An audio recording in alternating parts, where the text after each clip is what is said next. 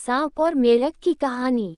एक जंगल में मंदविष नामक सांप रहता था और बहुत बूढ़ा हो चुका था। बूढ़ा और कमजोर होने के कारण अपना शिकार करने में असमर्थ था। एक दिन रेंगता हुआ वह तालाब के किनारे पहुंच गया और वहीं लेट गया और कुछ दिनों तक वह इसी तरह लेटा रहा। उसी तालाब में बहुत सारे मेढक भी रहते थे। उन्होंने तालाब किनारे लेटे हुए सांप की हालत के बारे में मेंढकों के राजा जालपाद को बतलाया। मेंढकों का राजा जालपाद उस सर्प के बारे में जानने के लिए सर्प के पास पहुंचा और जालपाद बोला, हे सर्पराज, मैं मेंढकों के राजा जालपाद हूँ और इसी तालाब में रहता हूँ। आपकी हालत के बारे में कुछ मेंढकों ने मुझे बतलाया था। आप इतने सुस्त क्यों पड़े हुए हो? आपकी यह हालत किसने की है? क्या आप हमें कुछ बतलाओगे? मेंढकों के राजा से इस प्रकार के प्रश्न सुनकर सर्प ने बनावटी कहानी बनाई और बोला, हे मेंढकों के राजा, मैं एक गांव के पास रहता था। एक दिन एक ब्राह्मण के पुत्र का पैर मेरे ऊपर रखा गया था और मैंने उसे काट दिया, जिससे उस ब्राह्मण पुत्र की मृत्यु हो गई थी। उस ब्राह्मण ने मुझे श्राप दिया कि मुझे किसी तालाब के किनारे जाकर मेंढकों की सेवा करनी होगी और उन्हें अपनी पीठ पर बैठकर घुमाना होगा।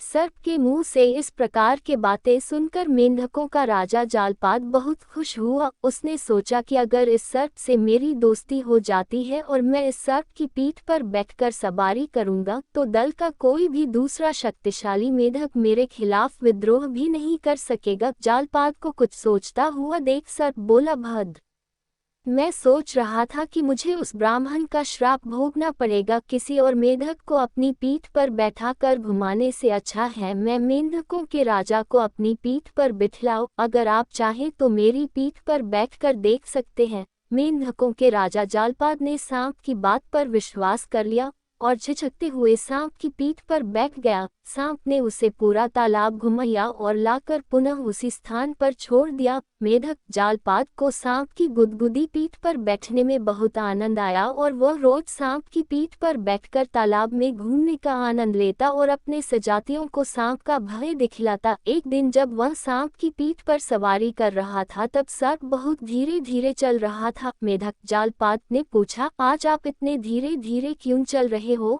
आज सवारी में मजा नहीं आ रहा है। सर्प बोला, मित्र, मुझे कई दिनों से भोजन नहीं मिला है, इसीलिए कमजोरी आ गई है और मुझसे चला नहीं जा रहा है। सर्प की बात सुनकर मेंढकों का राजा जालपाद बोला, अरे मित्र, इतनी छोटी सी बात है।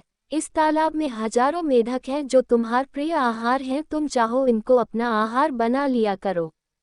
मंदविष सांप के मानो मन की हो गई। वह तो यही चाहता था। अब वह प्रतिदिन कुछ बिना मेहनत किए कुछ मेंढकों को खा लेता था। इधर मूर्ख जालपाद ये भी नहीं समझ सका कि अपने क्षणिक आनंद के लिए अपने वंश का नाश करवा रहा है।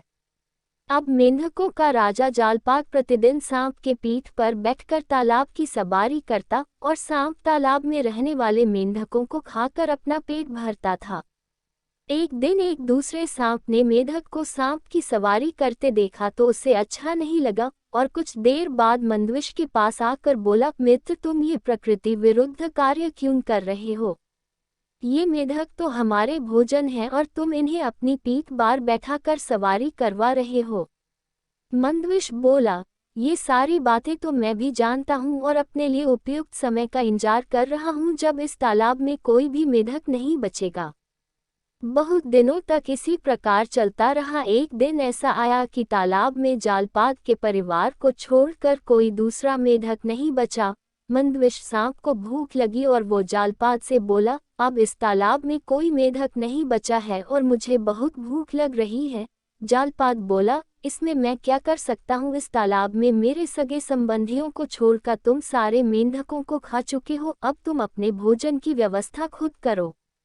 जालपाद की बात सुनकर मंदविष सांप बोला, ठीक है, मुझे तो बहुत भूख लग रही है, मैं तुम्हारे परिवार को छोड़ देता हूँ, पर मुझे अपनी भूख मिटाने के लिए तुम्हें खाना पड़ेगा।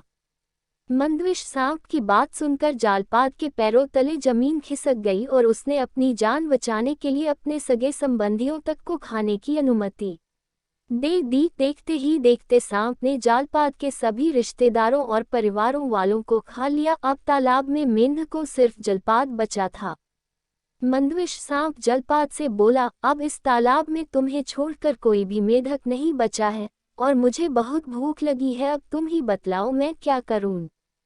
मंदविश सांप की बात सुनकर जालपाद मेढक डर गया और बोला, मित्र, तुम्हारी मित्रता में मुझे अपने वंश और परिवार के लोगों को खो दिया है, अब तुम कहीं और जाकर अपना भोजन देख लो।